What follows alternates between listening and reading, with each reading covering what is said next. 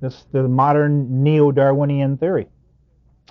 Duane Gish goes on now and says, the advocates of the punctuated equilibrium notion point out that species appear in the fossil record fully formed, as we have indicated as well, generally persist for long periods of time and then disappear from the record looking very much as they did at their first appearance. Now, by the way, these comments he's making are within the evolutionary belief system about them appearing in their fully formed state and then disappearing, in the fossil record. That's within their belief system that these things are happening in certain periods of time over the ages.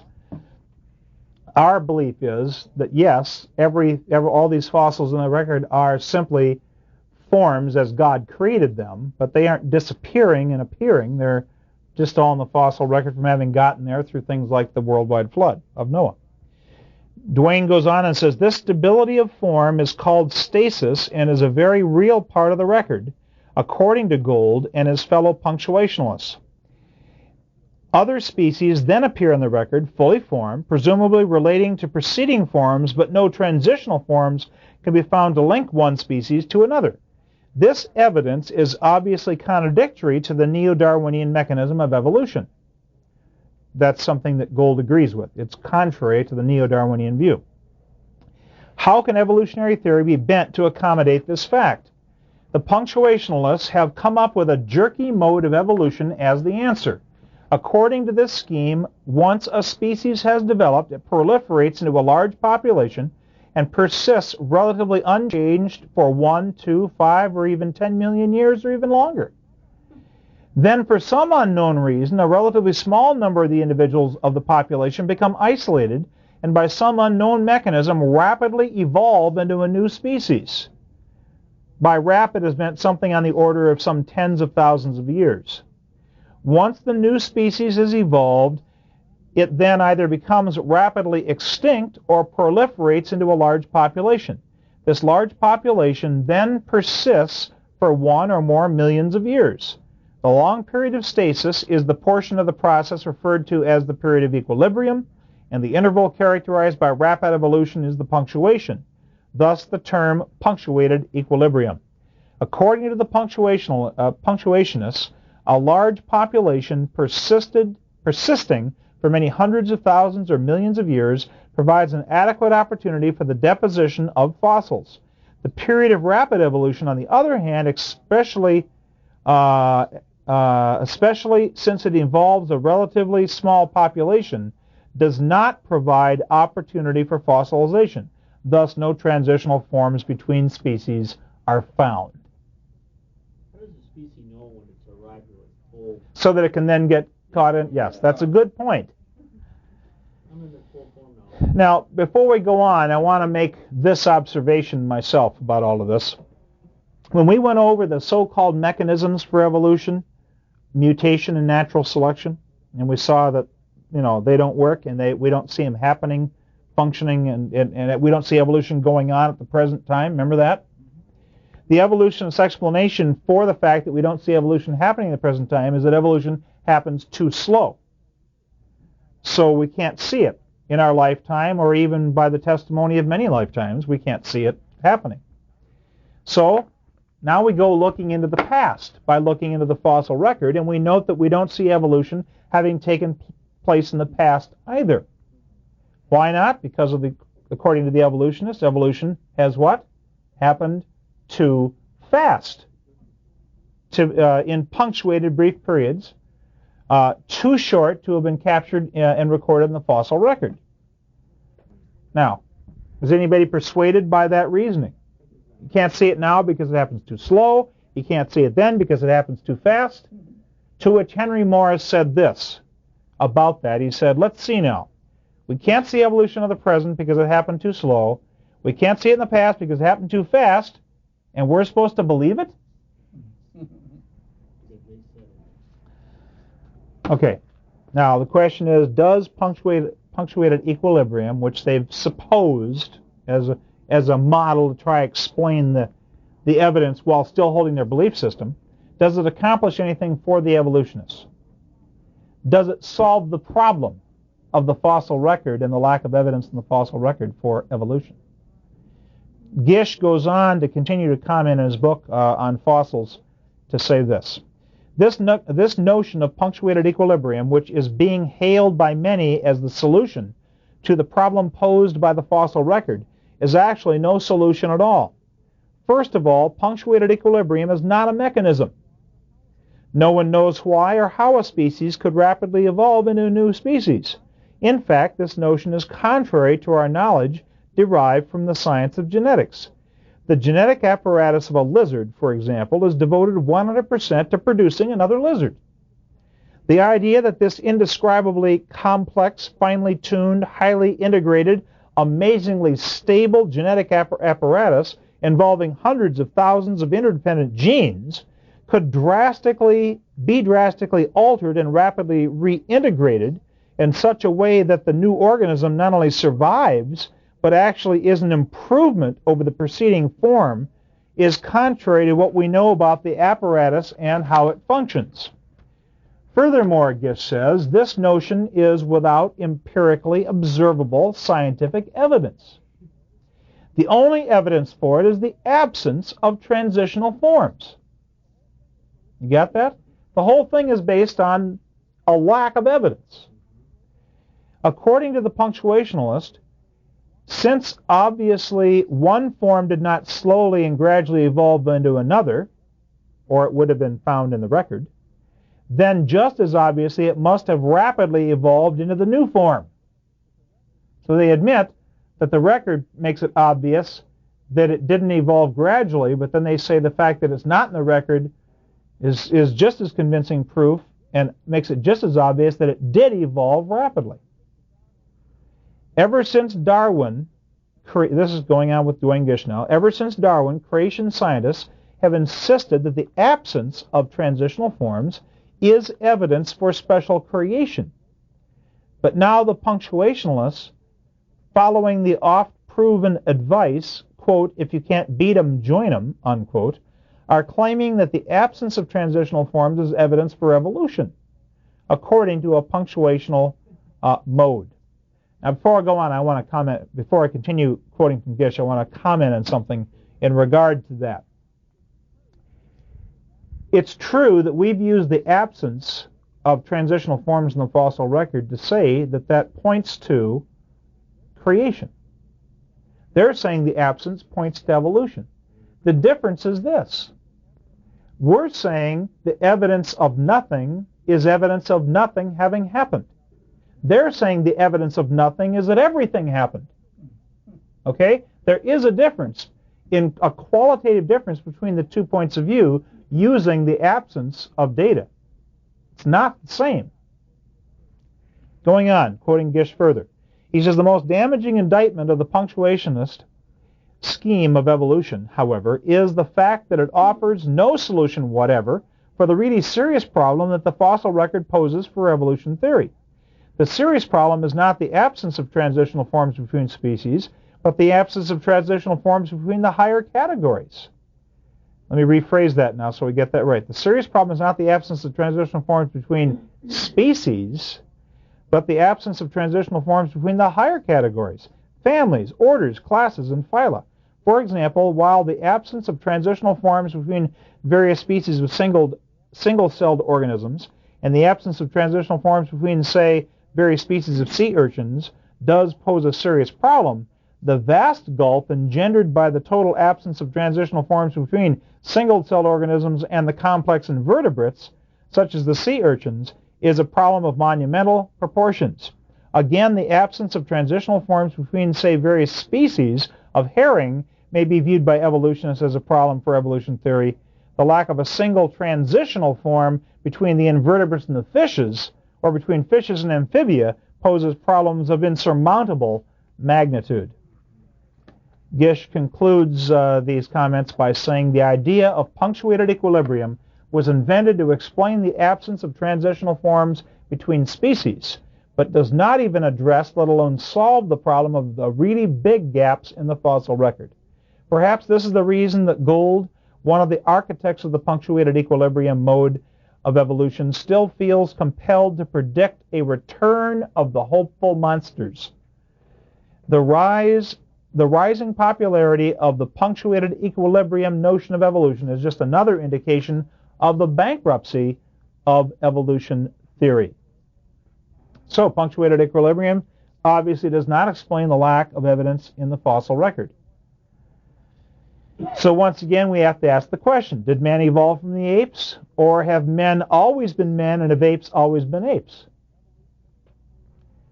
Evolutionist and paleoanthropologist Joseph Weiner said this in a book called The Natural History of Man, published in 1971.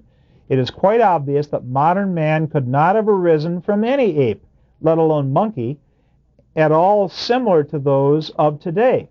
It is ridiculous to describe man as a naked, quote-unquote, or any other kind of ape. Now, he's still an evolutionist, but he's saying we can't connect him to the apes. So, yeah. So not only is there no evidence in the fossil record that man is evolving, but on the contrary, there is increasing fossil and archaeological evidence that the biblical position is true, evidence which suggests that all humans and all of the extinct apes lived at this, I say extinct, quote unquote, all of the extinct apes lived at the same time, side by side. There's no connection family-wise in any way between them. Again, evolutionist Stephen Jay Gould of Harvard has admitted the following. This is in a speech reported in John Lofton's journal in the Washington Times in October of 1983. Gould said this: "We are not just evolving slowly. For all practical purposes, we're not evolving. There is no reason to think we're going to get bigger brains or smaller toes or whatever. We are what we are." Now, he still believes in evolution, but he's saying there's no evidence that we're evolving.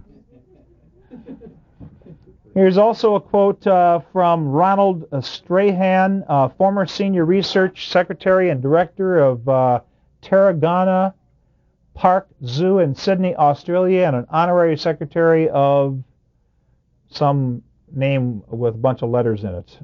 ANZAS. ANZAAS, whatever that is. This is published in the Northern Territory News, September 14th, 1983, and it was a simple and short quote. Simply, he said, "Humans are not evolving," unquote. Again, I'm quoting evolutionists. Now, I have here a list that I'm not even going to go through except to pick out a few highlights, but I'll kind of show it to you to just give you an idea of what kind of some of the evidences that I recorded here gotten out of one source. This list here that I'm holding up is a partial list of discoveries which some researchers have suggested, though not proven, because you can't prove these things, are evidence that the various missing links were actually contemporaneous with one another, and that man and these creatures were contemporaneous with each other. I'll just mention a few of them. Petrolona man, they said this about it. He was dated supposedly at about 700,000 years of age. The skeleton was found preserved in a stalagmite during an exploration of the Petrolona cave in the Chalkidike Peninsula in southern Greece. And said Dr. Poulianos, president of the Greek Anthropological Society, Friday. He said, "We discovered that the cooked meat of rhinoceros, bear, and deer, which proves men who lived in the cave made logical use of fire," Poulianos said.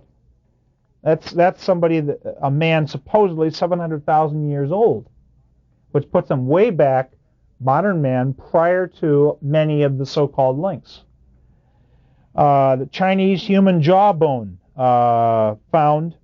A human jawbone with several teeth was discovered in 1986 near the upper reaches of the Yangtze River in Sichuan province in China, dated 2 million years old.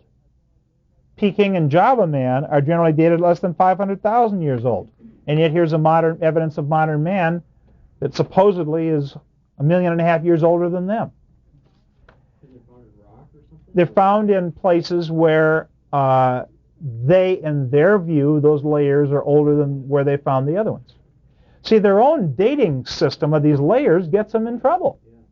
You know, we know that those dates are not valid in the first place, but they've committed themselves to this geologic column. Now they keep finding things in it that are problems. How do you suppose they ever determined they found a piece of cooked meat? I don't know. I can't answer that question. I just read the quote. I can't explain how they found cooked meat. It had a little flag in it. But on the other hand, if something's quickly fossilized and it was a piece of cooked meat, I suppose, you know, if it's trapped in there, that might be trapped in such a way that there's some evidence. Remember we talked about some of the fossils that crack open and it still smells like stinking dead fish, and sometimes they find body parts that normally you wouldn't find. So maybe they found something that has evidence in their study that they've proven it's cooked meat. I don't know how they do that. I don't understand the whole thing of digging around for fossils anyway. Maybe they find dung there. Yeah. And then they Yeah. say that this proves what they ate. Yeah. Again, I'm not going to read most of these things. Let's read a couple of Swan's Comb Man. Swan's Comb Man says W. Fix. I forgot. I've got his name somewhere else. I've forgotten the first name. Might be Walter. I'm not sure. He said this in conjunction with Swanscombe, Steinem, and another name I can't pronounce, Fontachevade or something. It certainly shows that there is significant evidence that modern-type humans were in existence long before Neanderthal. Accordingly, it is difficult to see how Neanderthal could have been our ancestor. William Fix is the guy's name that said that. He wrote that in a book called The Bone Peddlers. He's an evolutionist, by the way. Many of these things, the Galley Hill Man, the Klitschy Man, these guys are all found in the Pleistocene layers, which way before man could be around according to their views. Sophisticated stone tools found in Mexico in beds dated 250,000 years old. We talked about this when we talked about modern man, but modern evidence of modern, when we talked about Peking man, evidence of modern man found at the Peking man site. Footprints found with human appearance found by Murray Leakey, dated at 3.7 million years old and thus older than the various supposed missing links that they have found, the Leakeys. We mentioned the gold chain earlier that they found on a lump of coal. This is said to have been found on a coal in Morrisonville, Illinois in the 1800s in the layer, the Pennsylvanian layer of coal. This is reported in the Morrisonville Times in 1891, June 11th, in an article called A Necklace of a Prehistoric God. A ceramic ladle discovered by Marana Burdick. She might have been Dr. Burdick's wife, in bituminous coal in 1937. A ceramic ladle. That's a man-made thing. Found in coal. An iron pot, supposedly found in coal mine near Wilburton, Oklahoma in 1912. Metal bell-shaped vessel said to have been found in solid rock, reported in Scientific American magazine in 1851. Carved stone said to have been found deep underground in layers where you couldn't have carved stones if those layers are as old as they say they are. Bronze coin or a medallion said to have been found at a depth of 114 feet near Chillicothe, Illinois in 1871, again in a place in a layer where couldn't be. You don't hear about these kind of artifacts being found today. These are not reported in the places generally where you and I would read about them. In the older days, they were. See, these are older articles, a lot of these things, and they, kind of reported them because the evolutionary community had not gotten utter control of the news media in those early days. But now, they just quick to report the goodies that supposedly support evolution. But as a rule, you're not going to see in the news media these kind of reports today. Yeah. Even if they're found in places where they don't think they should be found, they just report them being found in other places. Yeah, if they report a finding, they'll just claim it was found someplace else, you mean? Yeah, I think that they probably just simply lie about them in a lot of cases, yeah.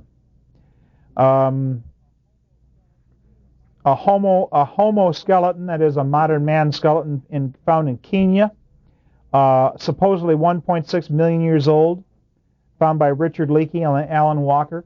These guys are committed evolutionists, but they got human skeletons that are way too old. And by the way, the Leakeys are the ones that have been pressuring the evolutionary community to move the age of man back to now like almost 5 million years because of their findings.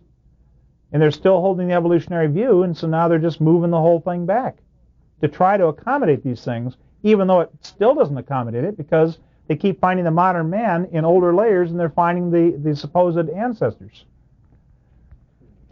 A human skull and artifacts found in a 135 million year old strata near Gilman, Colorado in 1867 in the Cretaceous layer, etc. Things of this nature.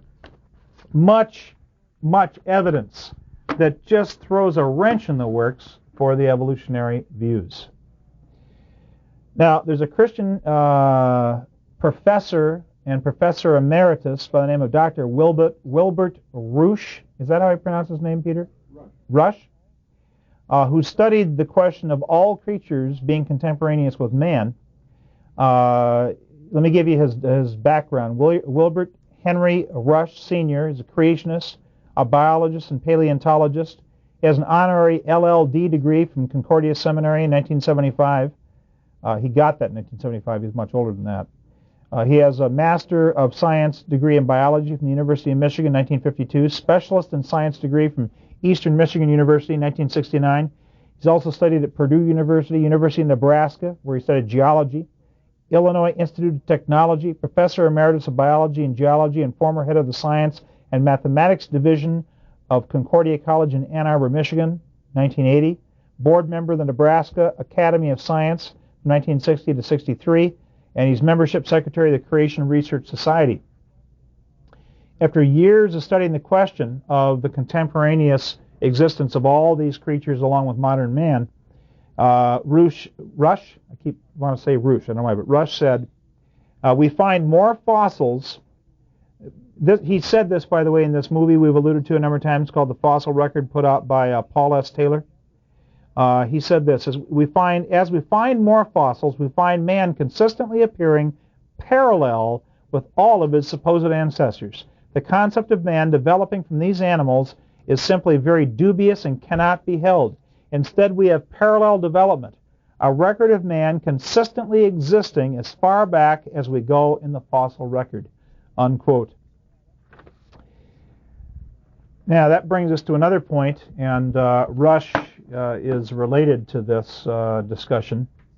There's a lot of artistic freedom used in reconstructions by the evolutionists. Evolutionary scientists have acknowledged that the origin of man reconstructions commonly shown in books and museums are based on very little evidence and a tremendous amount of imagination. Now, when I say that they admit that, not all admit that, but there are those who do. Here's a quote from Dr. Robert Martin, Senior Research Fellow at the Zoological Society of London, in an article called Man is Not an Onion in the New Scientist magazine published in 1977. He said this: in recent years, several authors have written popular books on human origins which are based more on fantasy and subjectivity than on fact and objectivity. By and large, written by authors with a formal academic background, but they shared the same tendency as Robert Ardrey's African Genesis book to abandon, here's their tendency, to abandon scientific method for dogmatism. Dogmatism is their belief system, and they've abandoned the scientific method in preference to the dogmatism. Prominent among them were a book called On Aggression by Conrad Lorenz, another book called The Naked Ape, and another one called The Human Zoo by Desmond Morris, a book called Love and Hate by Irenaeus Ibisfeld, and another book called The Imperial Animal by Lionel Tiger and Robin Fox. He says Ardrey himself, the one who wrote African Genesis, followed up with a series of derivative books at roughly 5-year intervals.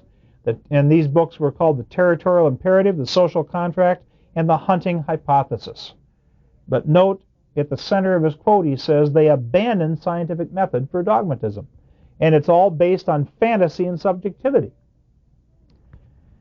Even though millions of dollars, hundreds of millions of dollars in research have been spent, they say that all the bones of the most important supposed ape-like links between man and ape could be placed on a single tabletop or in a single coffin.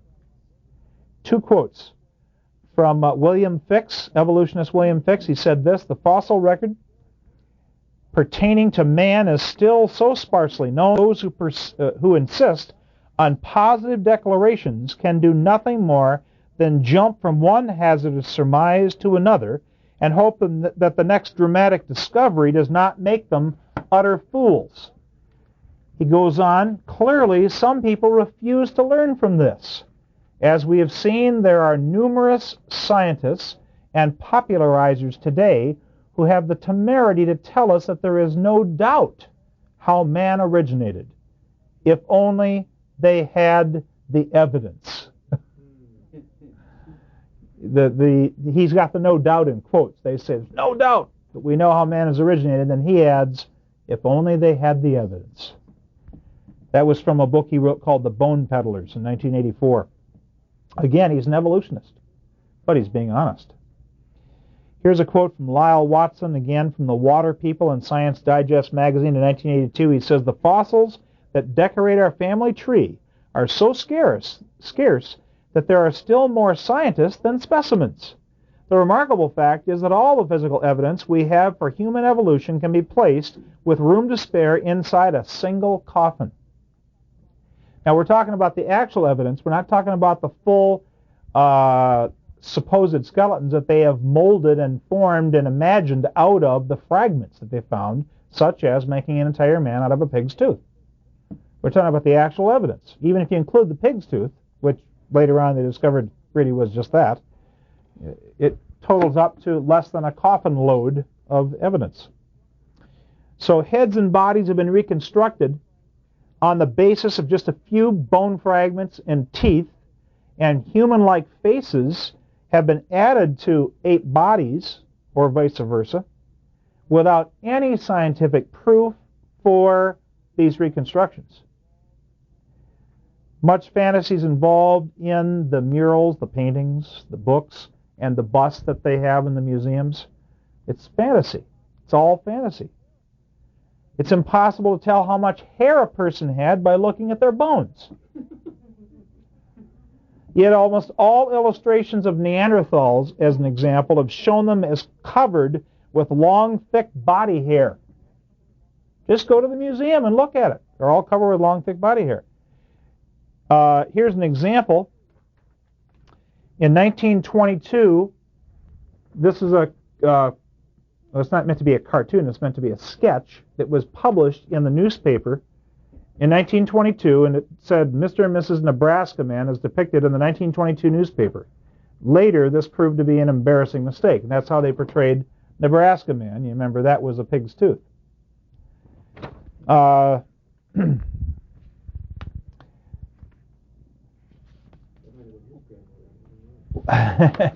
One of the few exceptions, by the way, to the way they portray the Neanderthals all covered with hair was the cover illustration of the Science 81 magazine called Neanderthal Man, which shows a completely bald Neanderthal male. And I gather that's because of the factual evidence now that he was just simply a modern man. And for once, they're actually just being honest with the facts. But that's the exception, not the rule. Even a complete skull, if they have one, can't tell an artist how much fat was under the skin or exactly where it was deposited. It can't provide evidence of the exact shape of the nose, the eyes, the lips, or the ears. All those features are what make a tremendous difference in the appearance of any man or even creature. Ernest A. Houghton, an evolutionist who wrote a book called Up from the Ape. We're going to be quoting him near the end of our whole series here on a fun quote in the area of faith. But I'll save that for later. Anyway, Houghton in Up from the Ape, he was a well-known anthropologist at Yale University. He said that there was very little, if any, scientific value in the alleged reconstructions of ancient man. They are likely, he said, to mislead the public. The reconstructions will mislead the public. Now, it's a well-known fact that when artists have been shown ape-like bones, which have been identified by the experts, quote-unquote, as ancestors of man, so they're shown ape bones. And the experts say, oh, these are bones of an ancestor of man. When the artist reconstructs them and gives you the whole reconstruction, they always have a rather human appearance, making them seem to fit into the evolutionary sequence in evolutionary theory. And it's again because of the bias and because of the information that's presented. Oh, these ape bones are really an ancestor to man, so they give them a human appearance in their reconstruction. To illustrate the fitting in to the theory, here are some examples. Here's a quote from evolutionist Dr. Greg Kirby, senior lecturer in population biology at Flinders University. This was a quote he gave in an address presented at a meeting of the Biology Teachers Association in South Australia in 1976, in which he said this: "Not being a paleontologist, I don't want to pour too much scorn on paleontologists. But if you were to spend your life picking up bones and finding little fragments of head and a little fragment of jaw, there's a very strong desire there to exaggerate the importance of those fragments." Unquote. I mean, think about what he's just said. A little bit of indictment and sarcasm there, talking about these guys spend their whole life trying to grab a fragment of bone here and a fragment of bone there and wanting to exaggerate their importance. He's got it right down. Another illustration is from Robert Martin in Man is Not an Onion in New Scientist magazine, again an evolutionist, who says it is worth remembering that the generic name homunculus was actually accorded to an Argentinian fossil primate by I'm having trouble pronouncing this guy's name. He's some Argentinian. Ameghino, its discoverer, in the mistaken belief that it was ancestral to man. The subsequent fossil finds and improvements of techniques of comparative study have demonstrated that this fossil was no more than early Miocene and early Miocene relative of New World monkeys. Yet the tendency for individual paleontologists to trace human history directly back to their own fossil finds has persisted to the present day. Think about it. You find a fossil of a monkey, and you spend your life digging for fossils, and you're looking for evidence of man in his development. Why wouldn't you just assume that every fossil you find of some ape-like creature is some kind of a link? I mean, what good does it do to dig them up and say, yep, found another monkey? You don't get funding with admitting that all you're finding is monkeys. Paul S. Taylor, who is the one of the producers of the film, several of the films we've quoted from on a number of the men, in a book he wrote called The Illustrated Origins Answer Book, said this: "Museums and textbooks controlled by believers in evolutionism have frequently taught that there is abundant evidence that man and ape evolved from common ancestors. The public is shown imaginative pictures which claim to depict how man's ancestors looked and behaved. But what are the facts? Did the human being evolve? The safest analysis of the evidence seems to indicate all the fossils involved are either of extinct apes or humans or hoaxes." So that's all we've got. We've got apes, humans, and hoaxes. That's all that they've got. But it proves evolution, yeah. Pete Larson and I were privileged to hear the man I referred to before, Dr. Wilbert Rush, at the 1974 Second National Creation Convention in Milwaukee. And he showed pictures of skulls which are placed in sequence for the purpose of demonstrating the alleged evolutionary development of man. And they get these from scientific laboratories. Everybody doesn't have these things, of course. So they have plastic molded heads of the, different creatures in the sequence from ape to man. And he showed these pictures, and what's interesting is that clearly the first several in the sequence were purely ape with all the characteristics of ape, which include the fact, man's skull is kind of smooth on top, and the ape skull has a definitive ridge on the top. And that's just one of the characteristics. There are several characteristics that are clearly ape versus man characteristics. And the first several in the series of these skulls that are just skulls. Now remember, many of the skulls came from a fragment of bone. But regardless, the skulls in the sequence are the ones, some of them aren't there at all because they've been found to be just fraudulent or just simply not right at all. But the ones that are there, the first ones are strictly ape, and the rest of the series are strictly human. Then he showed photographs of the same series of skulls when he ordered them from the scientific laboratories fleshed out. He ordered two different sets, one from one scientific laboratory, another one from another scientific laboratory. And each lab came up with their own fleshed out models. And the one set of the heads from the one supply house that was known to have a bias for evolution, and the other from a more neutral supply house, though they might have believed in evolution, but they proved generally to be more neutral in terms of just being objective. The first set clearly portrayed the later human heads as ape-like with much hair and more ape-like features, gradually becoming more human in appearance. And so you look at it, and you say, wow, if you accept these heads as some actual fact, then they clearly prove the gradual development from ape to man. The second set showed the last half of the skulls strictly with human appearance with little hair in their faces. But it was all based on the same skulls. Now the point I'm making is that whatever bias is there can have a tremendous effect. Or if they're unbiased and you take skulls that are human-like, you make them look human, and the ones that are ape-like skulls, you make them look like apes, instead of building in your evolutionary convictions into that sequence. But still, bottom line, it's an artist's conception. None of it's a fact. All right. Because the fossils from, and I'm going to use a quote from Duane Gish, from fish to gish.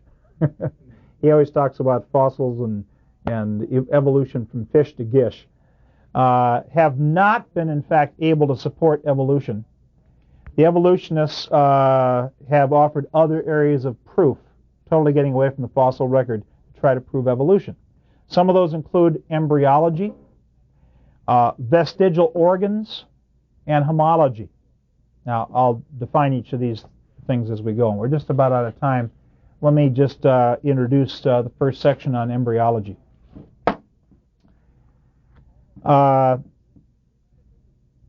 Almost all evolutionists used to believe, and many still do, that the human embryo and other embryos of other creatures as well, during their development, okay, now picture the little teeny baby as the cells multiply and it takes on some kind of a shape. You've got that little teeny human embryo, but it has a shape, not just a blob of cells that haven't gotten any shape yet. And it looks like something, During its development, they claim, takes on successively the appearance of its evolutionary ancestors in the proper evolutionary sequence. The phrase they use is ontogeny recapitulates phylogeny. Now, ontogeny is embryological development. So, ontogeny recapitulates phylogeny, embryological development, as they watch it in the embryo, recapitulates phylogeny. Phylogeny is evolutionary development of the family tree. So what they're saying is, as you watch the embryo develop, it goes through the evolutionary stages that our ancestors went through in all those hundreds of millions of years. Okay, going all the way back to the fish or whatever else we evolved from in the sea. Now, even though this belief system has been proven to be wrong, and it's completely discredited, basically in the scientific community, it's still found in most high school and college textbooks. And, in fact, in the encyclopedias. I think I have an article here from the encyclopedia on it. Yes, I do. We'll read that in a minute and you'll see. Over 60 years ago, however, Waldo Shumway, if that really is his name, of the University of Illinois, in commenting on the theory of embryological recapitulation, as it's called, it's also called the biogenetic law, said this. This is published in the Quarterly Review of Biology in 1932. He said, quote, that a consideration of the results of experimental embryology seems to demand that the hypothesis be abandoned. That's over 60 years ago that he said that. Walter J. Bach of the Department of Biological Sciences of Columbia University said in Science magazine in 1969, the biogenetic law, embryological recapitulation, has become so deeply rooted in biological thought that it cannot be weeded out in spite of its being demonstrated to be wrong by numerous subsequent scholars. So it still hangs in there, even though it's been rejected and rebuffed and refuted. Now, we're out of time. We've got just a couple of minutes left, and I'm going to try to real quickly read this article in closing from the World Book to show you that they're still putting this stuff forth as being the way it goes. Embryology. This is under the article, the whole larger article on evolution in the World Book Encyclopedia. Much evidence, they say about embryology, much evidence for our ideas of evolution comes from the development of individual living things, especially animals. Such development is much like stages through which large groups of animals have passed during the Earth's long history. Let us take two examples. Facts from fossils plus other data, how do you like that? Facts from fossils and other data have shown that mammals, animals which have solid bones, warm blood, and lungs that breathe air and nourish young with milk, form the last stage in a long evolutionary series of development. Now before I go on, you notice that? Facts from fossils plus other data have shown that the mammals form the last stage in a long evolutionary series of development. That's simply not true, but they state it as a fact. This series began with little sea-dwelling creatures which had gristly rods instead of backbones. Gristly rods instead of backbones. Today, an unborn mammal, such as a dog, develops that same gristly rod. Next gets a backbone of cartilage and then turns the cartilage into bone. While this is being done, the embryo develops gills like a fish, loses them, and builds up 2 lungs. At the same time, the dog's heart develops through fish, amphibian, and reptilian stages until it becomes the 4-chambered organ which pumps blood so efficiently that the animal can keep warm. Our second example is a group of catfish found in India. Their ancestors must have lived in water and breathed with gills. These special fish often wriggle out on the land where they breathe by means of branched organs that do the work of lungs. Yet the young catfish goes through a stage in which it has only gills, and then one in which the branched organs are too small to be used. The fish cannot come out of water and breathe its oxygen from air until these structures approach their full size. In other words, until they're fully developed, they can't function. There are many examples like these involving bones, shells, soft organs, and so on. They show that the present-day animals go through the same stages of development which groups passed through ages ago. In other words, characteristics long lost by adults are still inherited. This means that there is a real relationship between modern and earliest form of animals. End of the article. You see, that proves it, doesn't it? Well, we're out of time. Next week we'll look at the evidence and the arguments and show the fallaciousness of that whole thing of embryological recapitulation. Let's close in a word of prayer. Father, we thank you again for what you've shown us. We thank you that we've seen that there is simply no support in the fossil record in any form for evolution of man. We also thank you, Father, for what you're going to show us next week regarding embryology and the fact that there is nothing there